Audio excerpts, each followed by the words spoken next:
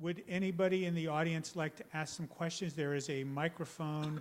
If you could use it, this is being recorded, so you'll be famous for posterity.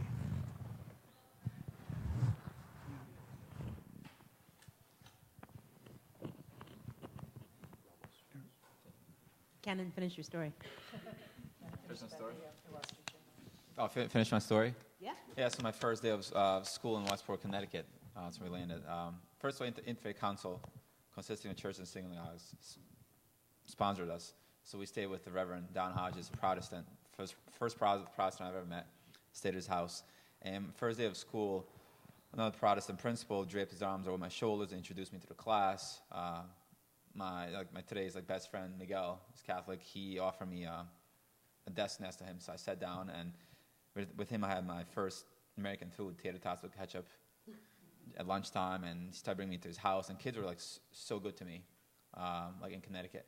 I have so many different teachers and mentors of different backgrounds who were sensitive on my past and supported me. And I joined local soccer teams. No one made fun of my accent, grammar mistakes.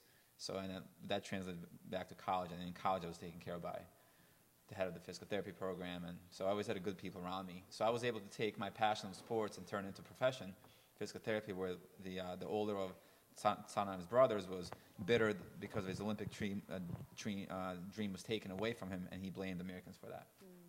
Yeah, and actually, that's what's so great about the Penn International Festival, and also what you do in Pittsburgh, because so much of what allowed Kennan and his family, I think, to assimilate and deal with exile well was having support and having people who understood how difficult it was, and literally open up their home as you do for exiles, right? You let people, you sort of shelter them, and so it was kind of a beautiful, strangely pro-American piece that he wrote about how many people actually came out and of different backgrounds came out and understood and helped him. You can still have a dual life, which I have, and I'm able to separate the both. I have my Bosnian friends, I have American friends, and I love that.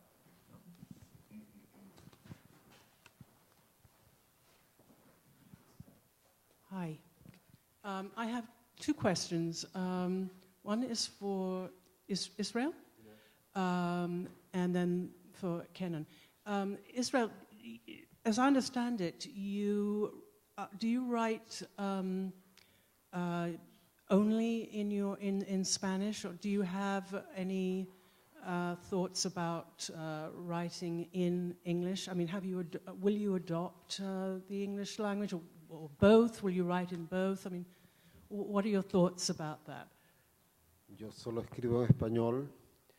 Pero desde que vine acá me he planteado ir por un camino distinto.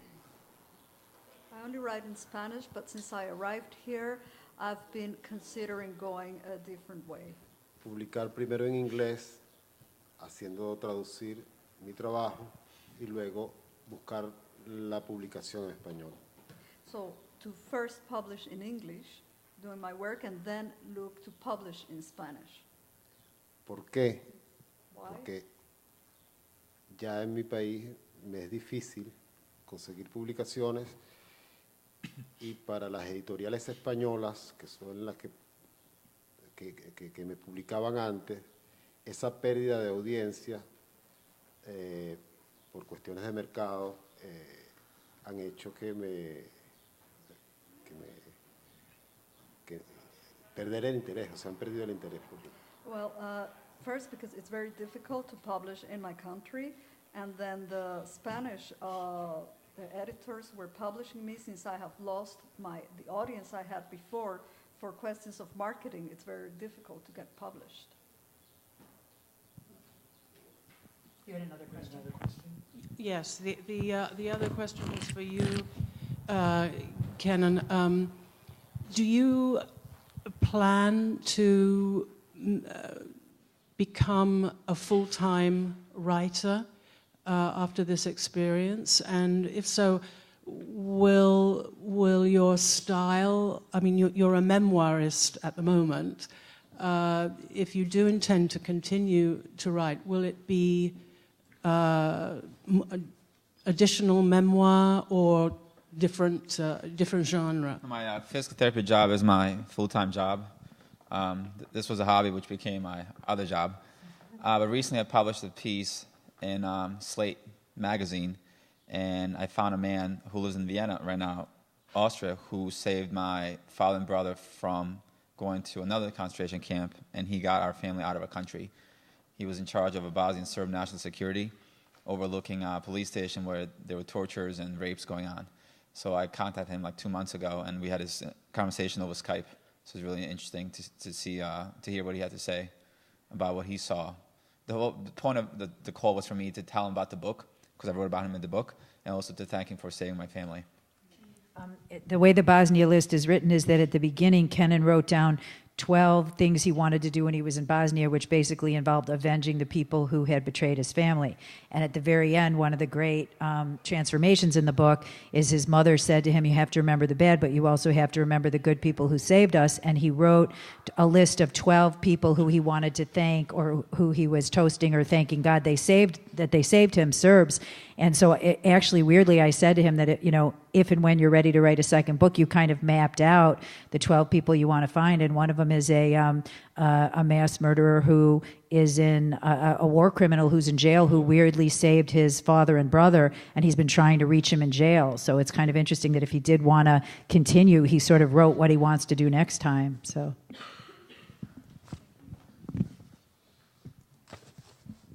I'm really glad to hear from everyone's different voices, exile, psychological or political or personal or geographical. So I was just wondering, though, other writers of exile, of all these kinds of exile, past and present, I was wondering for anyone who's of interest, who has perhaps inspired you or challenged you. I reviewed a book by Sadid, a beautiful book about when he went back to Lebanon to claim his. Anthony Shadid was a great journalist, investigative journalist, and he went back to his last book. Actually, he went back to Lebanon to try to reclaim his family's home. And it was every disaster that could possibly happen. And I reviewed that for the National Book Critics Circle. That was one of my favorite books of kind of like trying to reclaim, trying to go back to your family roots. I think that was last year. Let's see, I can think of several people. I've read a lot of scholars and academics who've written on exile, just because I wanted to get in touch with those ideas. So I think Edward Said is somebody.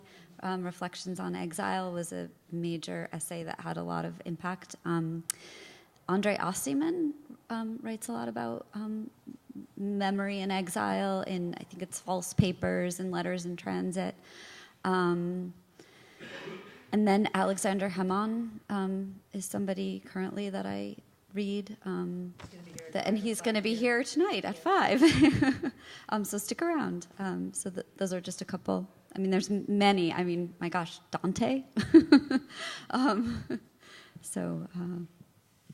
list goes on. Actually, there's several writers inspired me. Maybe Franz Kafka, maybe Colin Wilson, British writer. But my favorite writer, still he's on the top, always on the top, is Khalil Gibran, the prophet. For me, he's on the top. He's a very profound writer, he's a spiritual. I like his spiritual writings. So he always my favorite writer. Ok, para mí, uno clásico, yo creo que el exilio es un tema clásico de la humanidad. La Odisea de Ulises. Well, for me, I think that exile is a classical subject for humanity. So there's the Odyssey of Ulysses.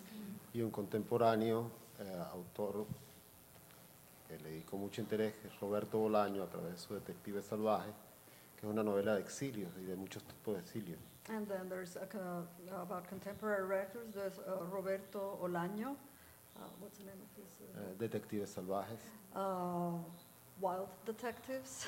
The savage detective. Salvajes, detectives salvajes. Que ahí se aborda el exilio desde muchos puntos de vista, ¿no? And so this novel talks about exile from very different points of view. Y un autor que me tocó mucho fue Antonio Muñoz Molina. Another author that touched me deeply was Antonio Muñoz Molina, con una novela sobre el exilio sefardí, sobre el exilio sefardí, las distintas formas en cómo se asumieron los exilios durante la Segunda Guerra Mundial. And so it's about the Sephardic exile and how it happened during the Second World War. Different exiles. I was very struck to hear from Osama Palomar that you are writing more than ever here in exile. And from working with writers in exile and artists in exile, there are so many things to negotiate. It's not like you're here on a writer's residency where you're living in a cabin and getting to write. You're dealing with life in a foreign language and a foreign culture. And this is a question for both Osama and for Israel. How do you find that space to write? Because I know both of you are prolific here as you negotiate the challenges of life in exile.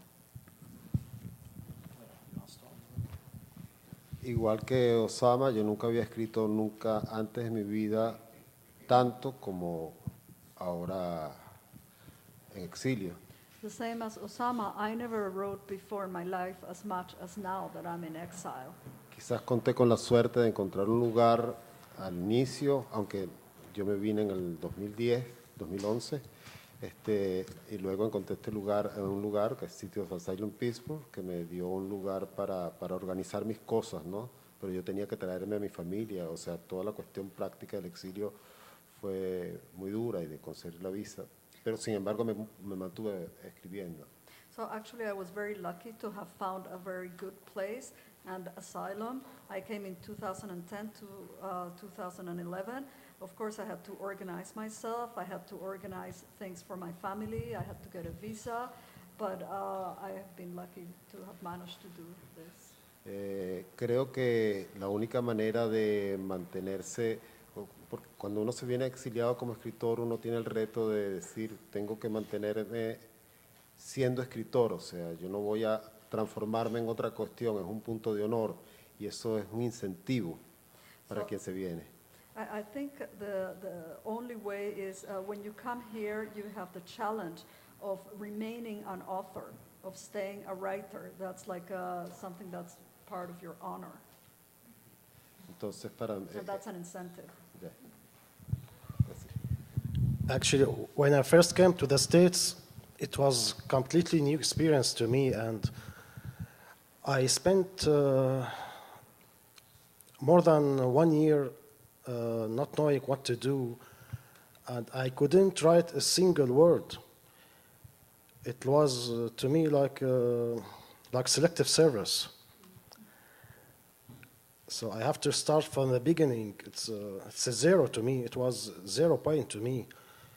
So when I became, actually it's so ironic, so sarcastic, because I never imagined that one day I will be cab driver. So it's really a new experience to me. But then everybody needs adaptation in different circumstances. So I faced myself and I said to myself, I need adaptation in these new circumstances. And I have to go back to my writing anyway, wherever I do. So step by step, I return to my writings, to my readings, and I'm writing more than ever now. And because of that, I'm optimistic. I'm a little bit happy. And it's a new life, a new beginning, and I'm happy because I published my first book in English now. I think it's a very good step.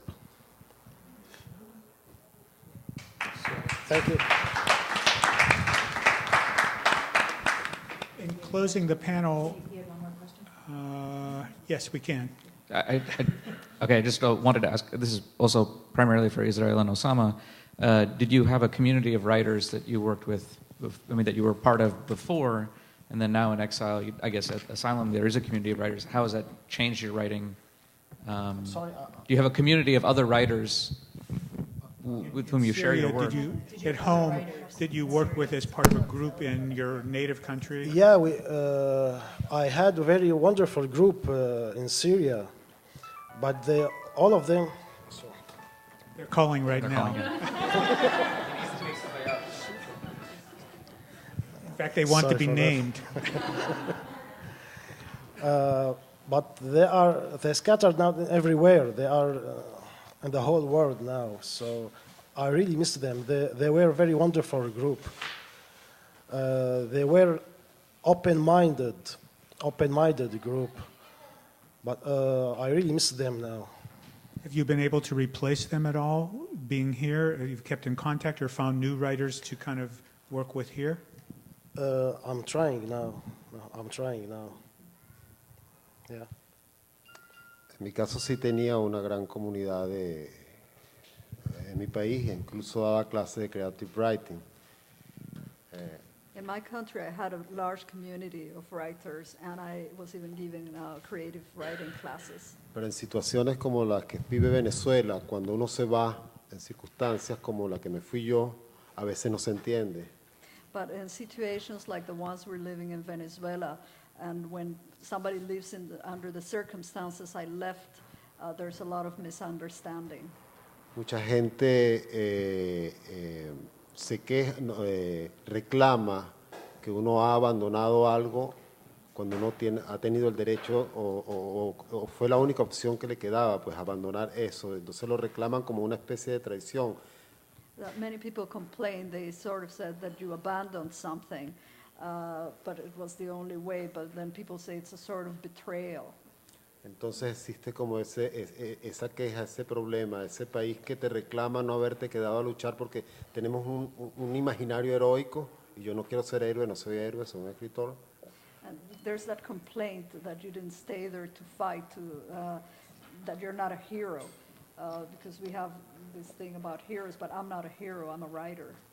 Entonces busqué más bien donde yo realmente soy útil o pienso que puedo ser útil y era sin ser héroe y fue buscar ser escritor, pero eso en un clima tan polarizado y en este momento que está viviendo Venezuela de mucho conflicto no es entendido muy bien. So I just looked for a place where I could be useful without being a hero, but a writer. But in the polarized society that Venezuela is right now, that is not very well understood.